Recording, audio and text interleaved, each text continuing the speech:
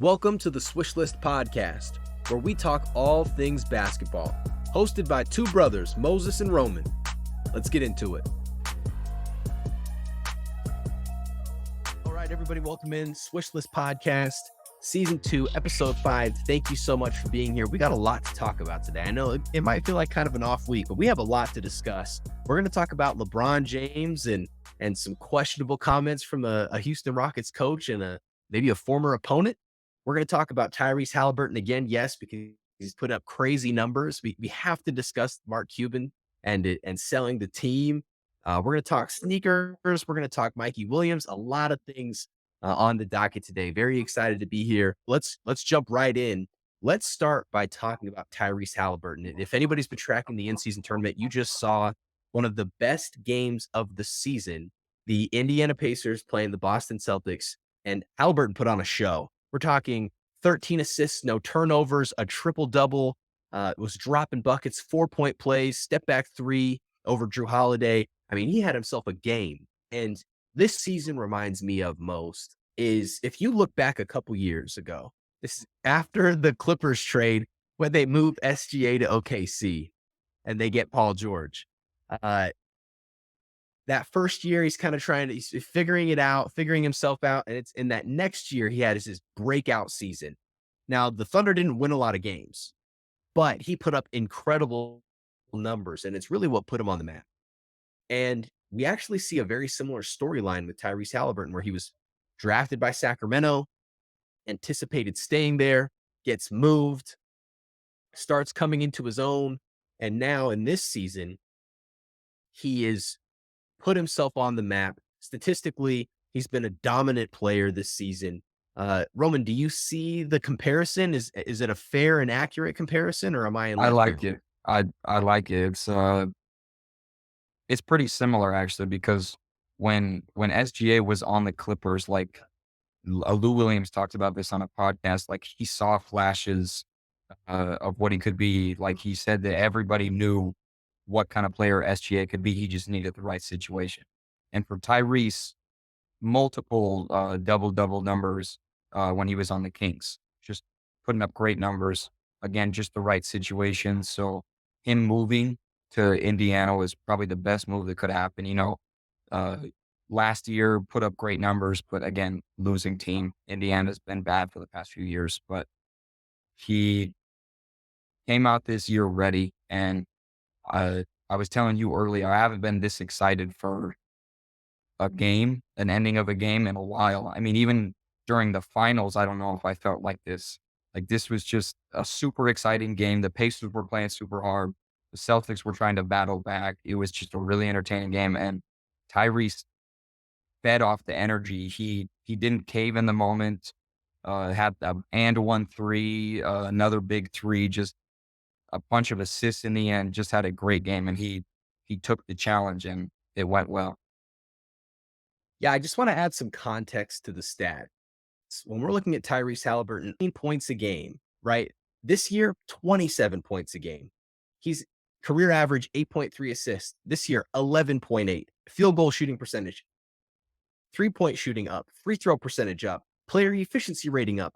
Like every single statistical category has increased this season compared to his career averages. And with an additional 10 points in scoring, when you look at Gilgeous-Alexander, his season with the Clippers, he was scoring 10 points a game. First year in OKC, 19. That goes up to 23, and now he's averaging anywhere from 29 to 30 points a game. Uh, we're seeing a very similar jump, and it's incredible. It's so fun to watch because Halliburton is the type of guy that you want to root for. He's such a professional player. They lost the game this week, and he came out and talked about it, and he said, like, I'm tired of losing games. I can put up good stats, but it's not translating to wins. I need to figure it out. Like that's exactly what you want to hear from the leader of your franchise.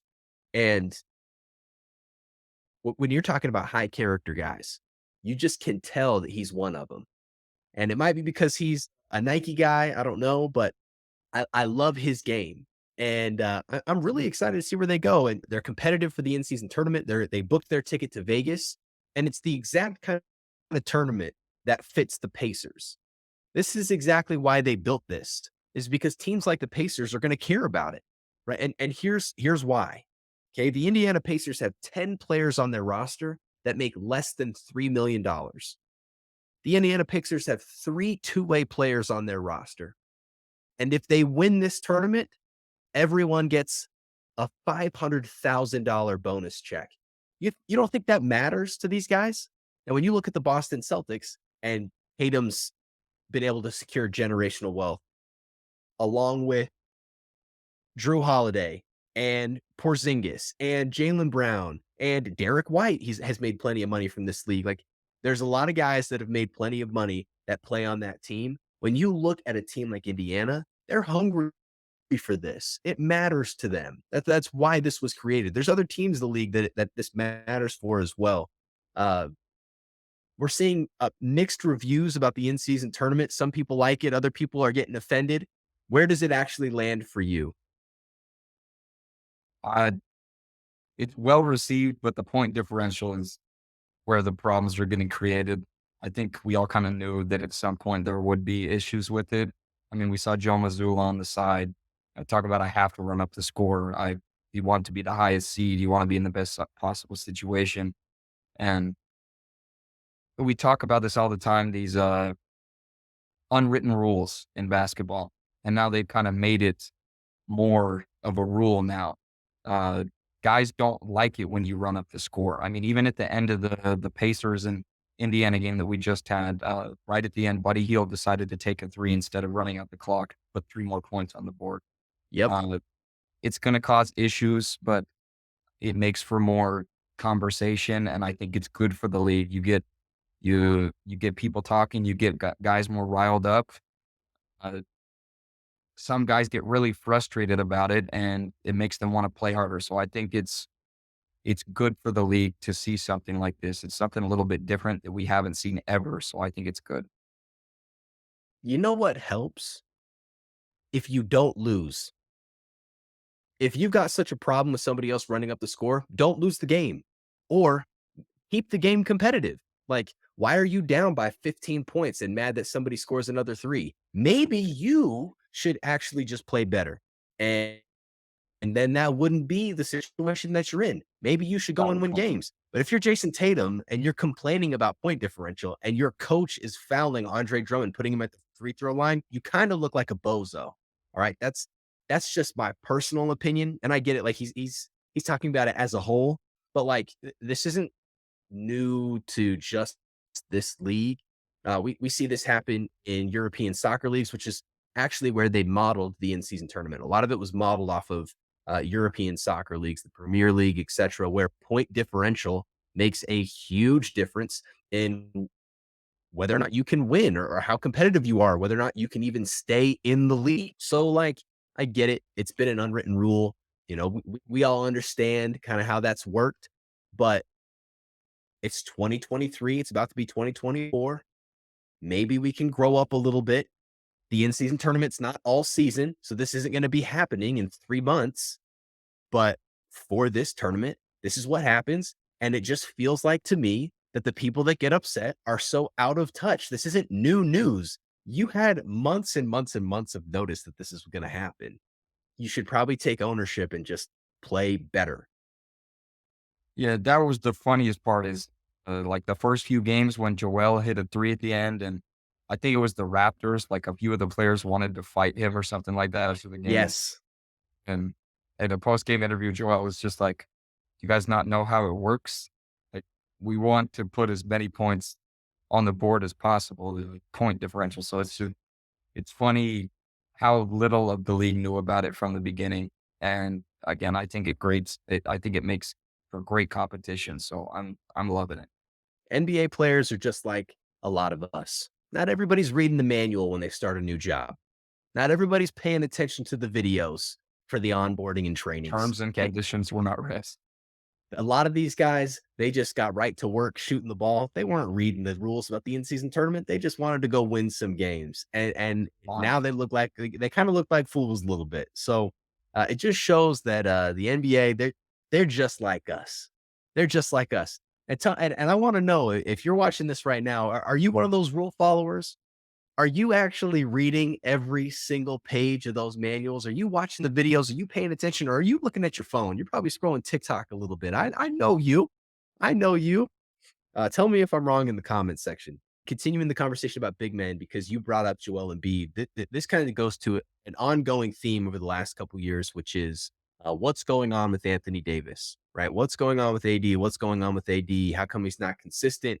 But there have been one of the things that's caught my attention is the fact that Anthony Davis, at this point in his career, is not capable of beating Jokic or Embiid. He is not competitive against those two players. He is not capable of winning against those two players. They have clearly they're leaps and bounds ahead of Anthony Davis. If that's the case, does it make sense for the Lakers to keep him on the roster, knowing that inevitably he will never be better than those two players? The potential is there. It's just it's so tough for AD because The the potential's potential not there, dude. it has been No, there. it's not. No, Oh, it's come not. on. No, it's not. Okay, No, it's not. he No, has it's not. bad nights, but on any given night, AD can give you 33 and 17. Okay, you know what, man? Anthony Davis was drafted in 2013. He's been in the league over This is what 10 I'm saying. This is years. what I'm saying. So This so feels uh, like so it's year 20. we're gonna keep talking about potential. Like this is who he is. If you've been doing something for 10 years, I'm sorry, but I just don't believe in the potential anymore. This is just what you are. This is what he is. Period. I Don't don't don't agree. give don't give me I don't don't give me agree. potential. I don't No. agree. This guy was an What? NBA champion 4 years ago. You're acting like How he's has he completely pulled the washed. wool? He's pulled the wool over your eyes year in and year out that he's just going to become something like, okay, this is what I'm saying. He's not going to become something any more than he is today because he has been this for 10 years. Why are we making more? There's no excuses to be made for him anymore. Pelicans, AD was the same. Was the same. That's what you're telling me? He would score 30 or 40 points and then disappear the next night. Wasn't competitive when he was playing against great teams, didn't have a very good playoff record. Yeah, in his career, he's a 24 points per game scorer. Now he's down to 22.9, which on par. 3-point shooting, you would think that he'd get better because the league has gotten better over the course of his career. Nope, he's actually shooting 27% from the three. Absolutely terrible. Like, the only stat that's any better is free throw shooting, and he has been a pretty solid free throw shooter, I'll give him that, but after 10 years, you are what you are. That's all I'm gonna say. It is He hard he to defend AD. he's not in his Very prime. hard. He's not in his prime. A significant list of injuries. You're not getting any more out of him than what you see today. It Like, feels period.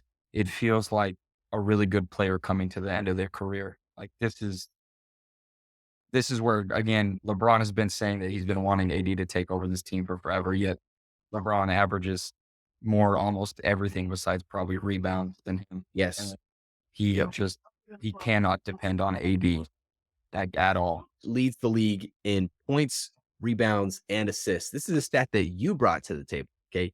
You told me that in preparation for this episode. Jokic is absolutely dominant. If you're the Lakers and you want Anthony Davis to lead the team, what I'm seeing is at his position, he is at best the third best at his position, which means if he's leading your team, you will run into one of those buzzsaws and you are less efficient. Your best player is not as good as the guy across from you. That's got to count for something. That's got to count for something, Kind of in count my for getting opinion. in the Western Conference Finals and then getting beat by 40 by Joel Embiid. Exactly. Like you said, it's showing against the two best centers in the league. It's showing up. And it's sad. I'm gonna be honest. I still got hope. Like he's just so inconsistent. Look, man, he's just not that guy. It's okay. Not everybody has to be that guy. He's closer to a Scottie Pippen in terms of being a one than he is actually being a one. That's a good comparison. That's good. Yeah.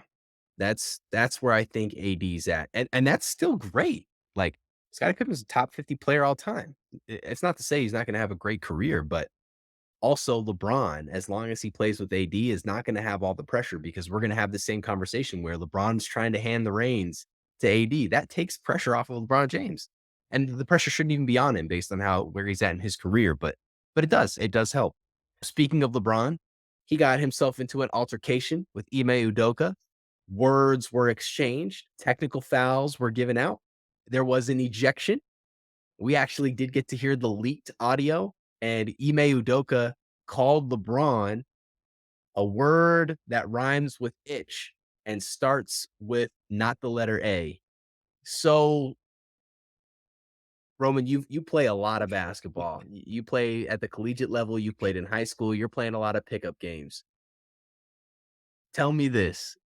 Is this uncommon to have somebody say something like that to you? I need to know.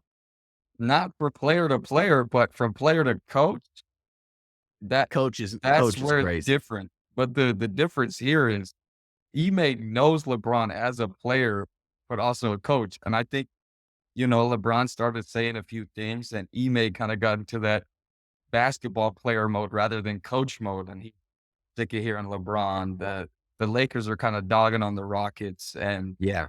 I think it just got to him and he just kind of let loose, didn't expect the ref to overreact to what he was saying. But as a coach, there's certain things you probably shouldn't say that a ref is going to take more serious, especially you already having a tech in the game.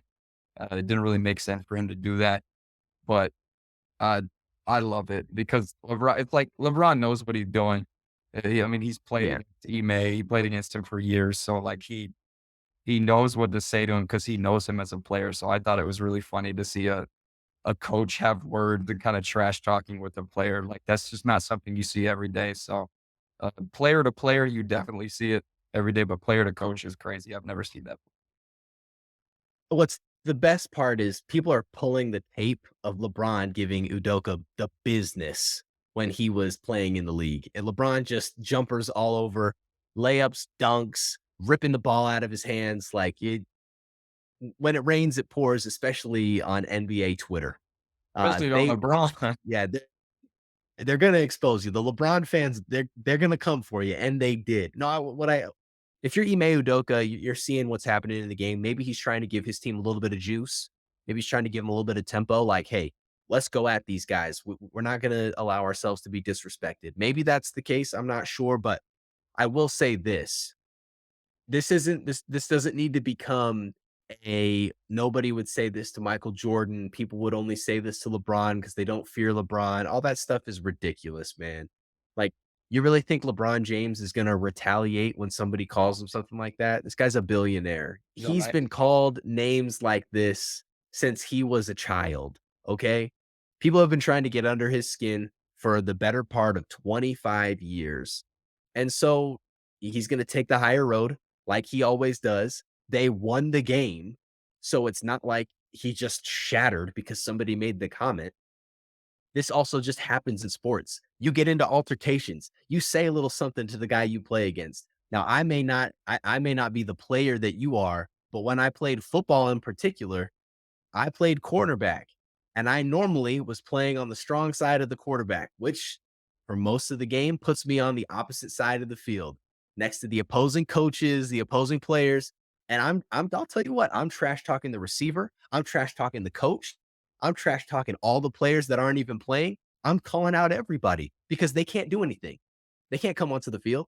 I'm talking about that player's mother in the stands. I'm saying whatever I got to say to try and get into that guy's head because it gives me an advantage and I'm trying to win the game. So I'm gonna say a little this and a little that. I need to back it up, right? But if I can get you off center a little bit, that's a benefit to me. If you're losing to the Lakers, why not try? Why not try? But this isn't new. This is sports.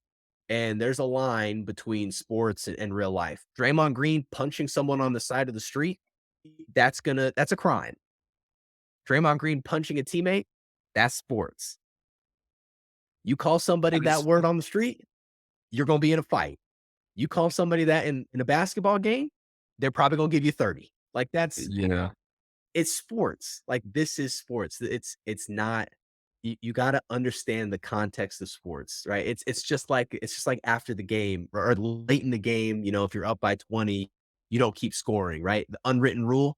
This is another one of those unwritten rules of sports. So people need to calm down with some of these overreactions. Brian handled it well. His team came out with the victory. I love it. I think I'm here Ime for it. handled it well too. He, you notice Ime Udoka, he called the T on LeBron, looked over at Ime, sent him out of the game. Ime was Mhm. out of the picture immediately. I think he knew right away, like, bro was trying to get me. Like, I think he realized it right away what happened, and he was like, "I gotta get out of Yeah. here. I gotta get out of here before I say Yeah. something else." So he took the high road.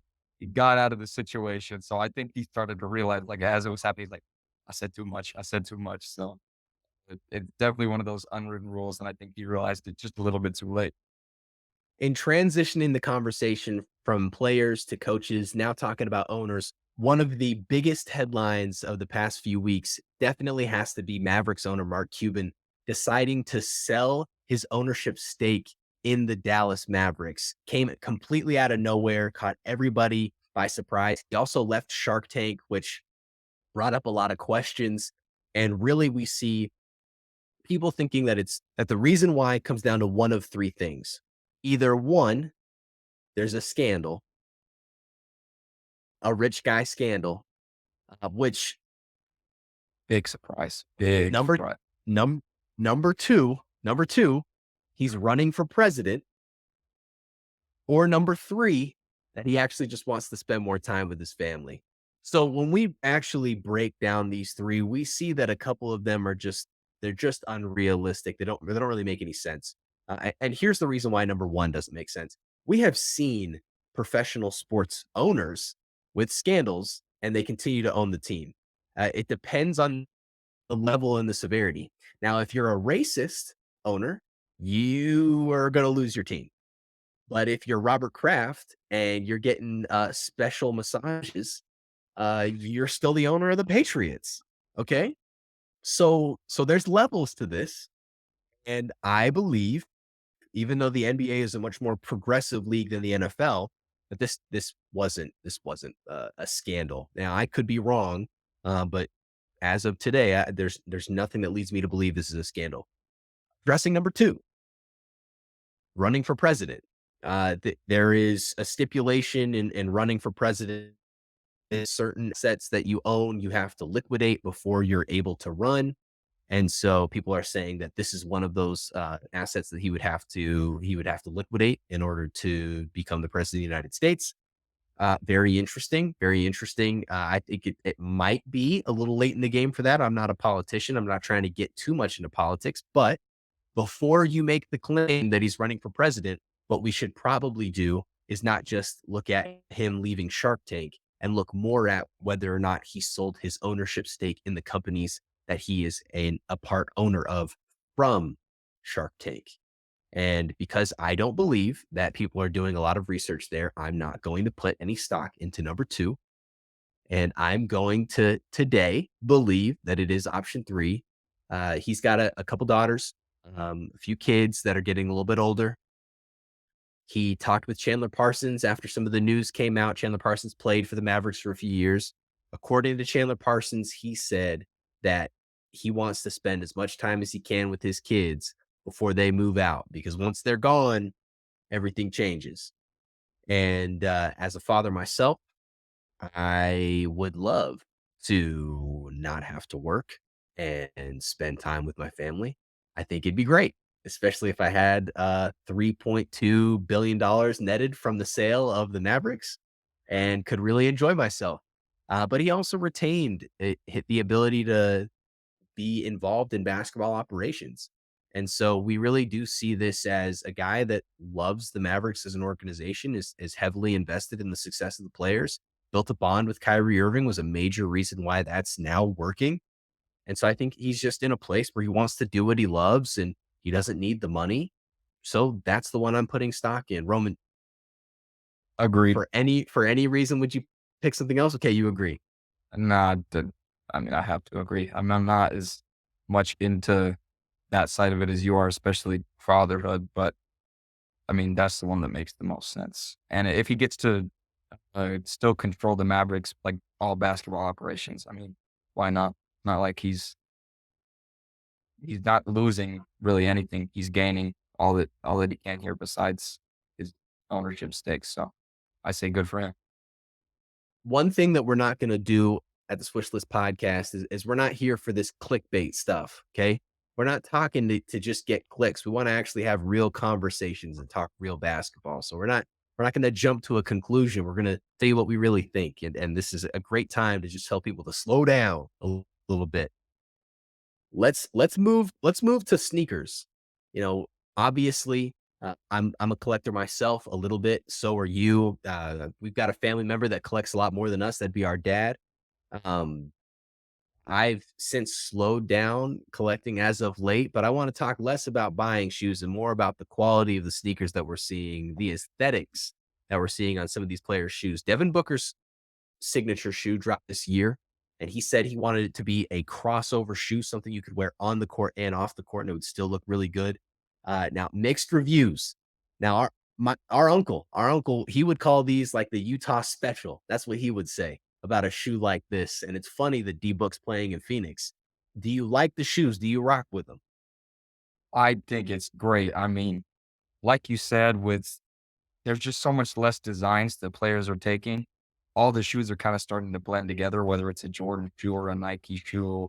Those are like the main two companies that we see making shoes, especially personalized shoes. So it's all kind of starting to blend together for me.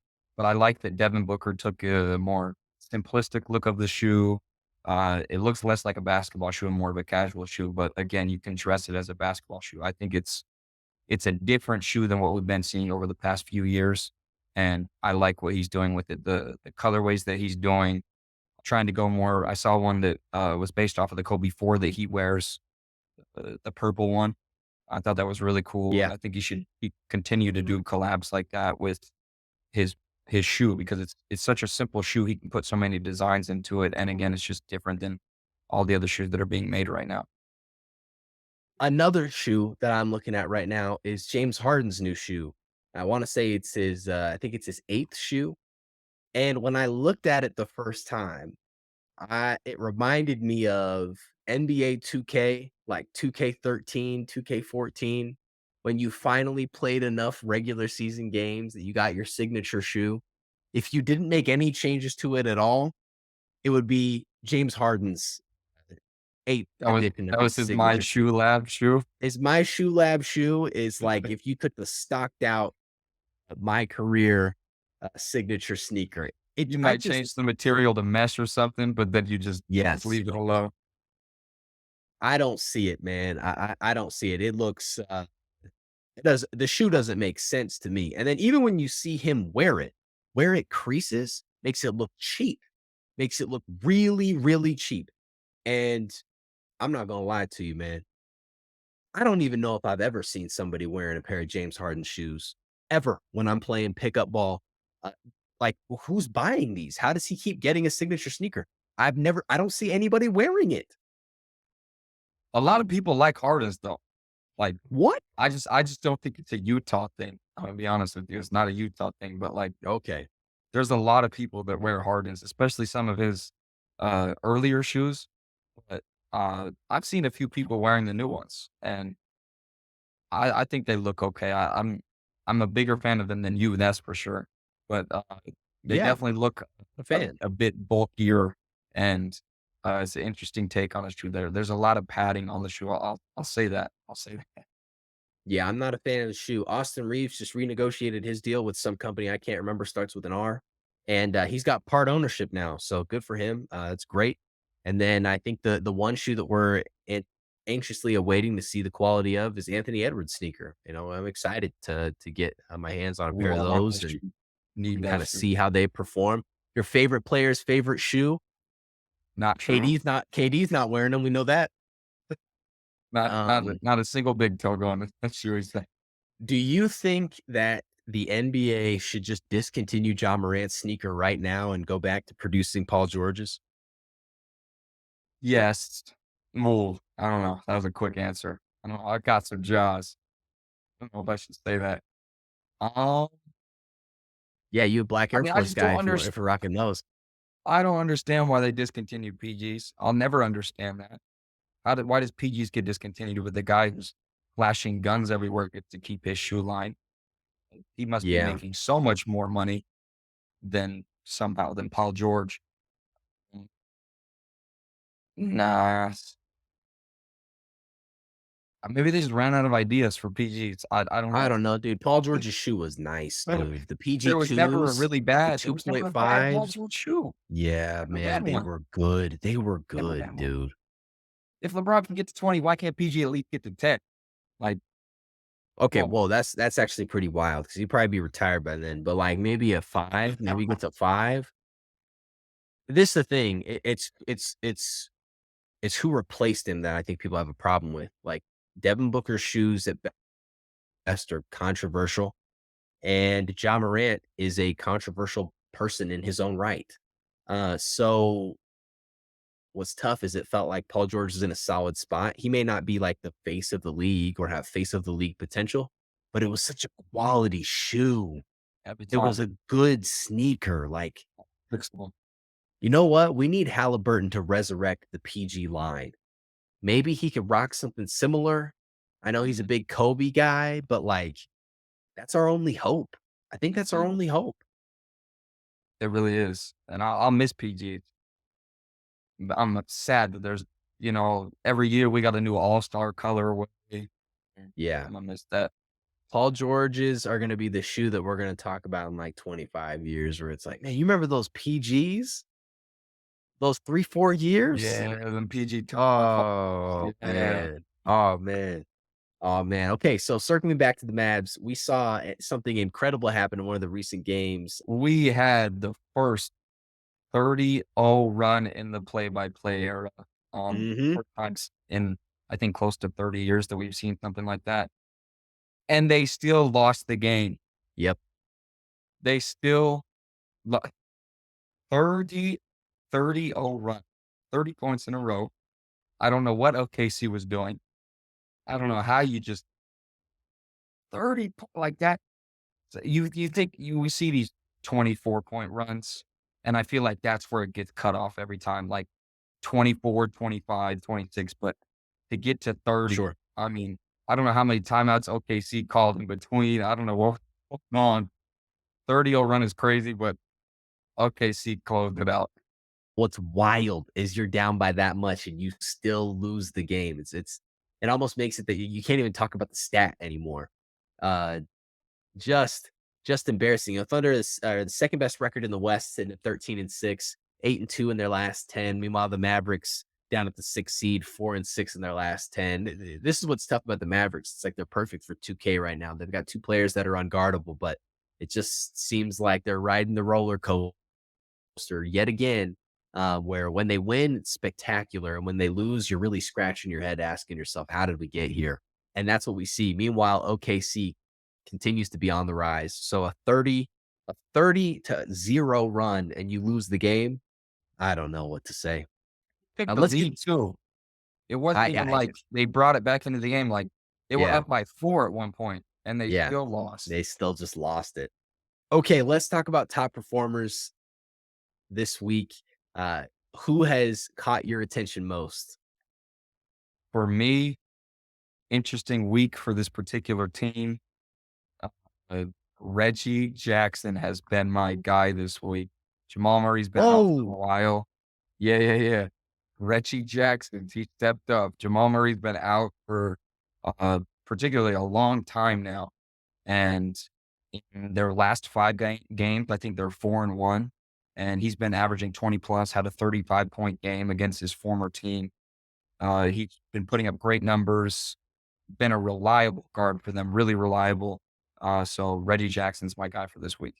this just shows you think somebody's washed, and it's like you just don't really know. So if we're looking at his last 5 games, he scored 20, 35, 14, 20, 20.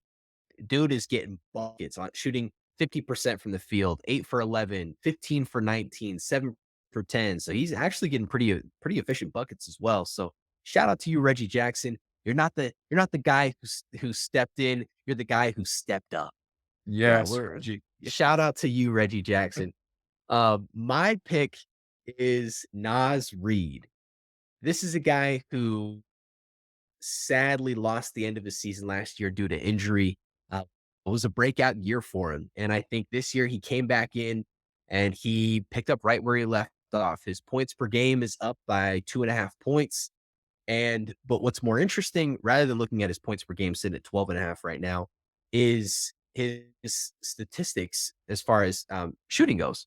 He is one of the only players in the league that is shooting 50, 40, 90 right now from the field, 51.4% from the field, 40% from three, and 90.6 from the free throw line as a center.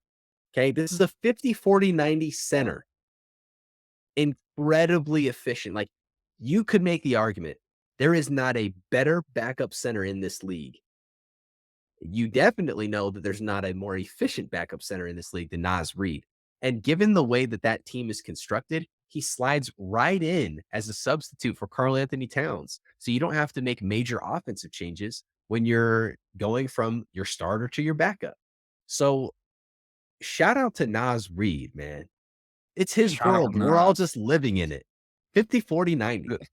50, 49. We all make that seem a little bit more common than it is. Like, it's become more common because of the types of players we have, like your Steve Nashes, your Sure. Steph Currys. But I mean, for Nas Reed to be in that conversation, I think that's a perfect shout out for this week. Perfect shout out.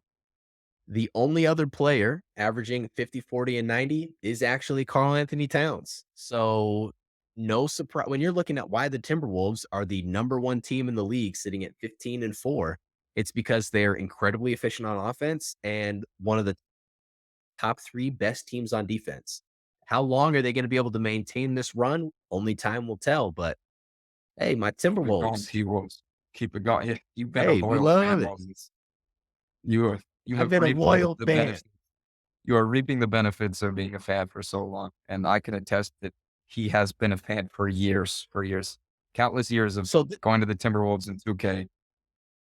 yeah, this is okay. So this is why I became a Timberwolves fan. This is where it all came from, right? Because people always want to say you got to have a favorite team, and I just follow the players, right? Anybody that loves ball, you're following the players. You're watching mixtapes from high school, college games, pro. You're following these guys now. G League, Euro League.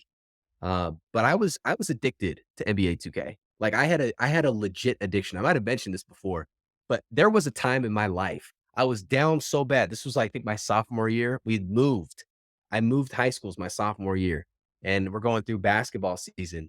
I would wake up in the middle of the night. We're talking like 1 in the morning, and go downstairs, turn on the PlayStation, hope that nobody wakes up, and play like 2K for like 2 hours, 3 a.m., go back to bed to wake up to go to school. Like, I was, I had a real addiction to this game. I played that game so much, our mother hated it. I played that game so much, my wife hates it. Okay. Um, and I needed a better challenge. You know what I mean? Like, I needed the game to challenge me at another level. And there's no better way to do it than to play for the Timberwolves, right? All the homers were playing with the Heat. They wanted to play with LeBron and Bosh and Wade. I said, let me take this up a notch. Let me play for Minnesota because Minnesota ain't it. And it was taking those kind of challenges when I'd play my buddies. It was like, oh yeah, give me the Bucks. Back then they were awful. And so that's where my love for the Timberwolves actually started. And now they're actually decent, which is it's exciting. It's fun to be a part of, to say I've been a fan this long. But uh shout out to the Timberwolves. Shout out T-Wolves. We're going to close out this episode talking about three interesting stories. The first, PJ Tucker in his last 9 games hasn't scored a single one. Our man is running marathons. Uh, what's funny is PJ is kind of in this strange space where everybody knows his name, but like he's not really a The great wrong player. reason. We all know him for the wrong reasons, like a 3-and-D guy who can't hit the three really anymore, collects a lot of shoes when like shoes were a big thing a couple years ago. Like he's like the sneaker con MVP, but not in this league. And yet he acts like he's an all-star. But my man looks like he's a track star lately. PJ, you might want to look at hanging it up. Keep, keep doing you, PJ. Nah, I'm saying shout out PJ. Keep working. Keep keep guarding the best player on the court. Keep getting Oh, 0 points.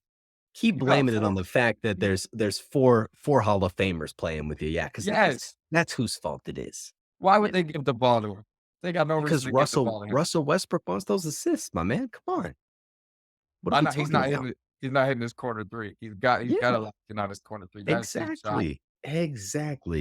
exactly. Okay, this also should not come as a surprise to anybody. But Ben Simmons out yet again, back injury. He's gotten two epidurals now at this point, and he's on a perpetual 2 week reevaluation. 2 weeks from Roman, last year. what's do you believe we'll see Ben Simmons before the All-Star break? Yes, I think we'll get him, and there will be flashes of 8.7 rebounds and 8 assists in a game, and then he'll go quiet again. Uh, Yeah. this is to be expected of Ben Simmons. At some point, he'll make a return, but he's never going to be the same. I've given up on that guy completely. Yeah, he's another guy that we really just shouldn't see highlights for anymore. Like it's over. He doesn't need to retire. I'm not saying retire. I'm just saying like he's an average player at best. Can't And believe we're an all- last, Mikey Williams. He has officially beat the charges. He's out. The boy was facing like 20 years. Will I, we ever see Mikey Williams play on an NBA basketball court in an NBA game? I say, yeah. I don't think he's going to be the guy. I think a good comparison would be to like a Shareek Cooper. I think he could have the potential to be one of those. He'll give you flashes of 40 in the G League, two-way contract, hold Mm. up to his NBA team, get some garbage minutes maybe. But I think it, G League for him is where I see him.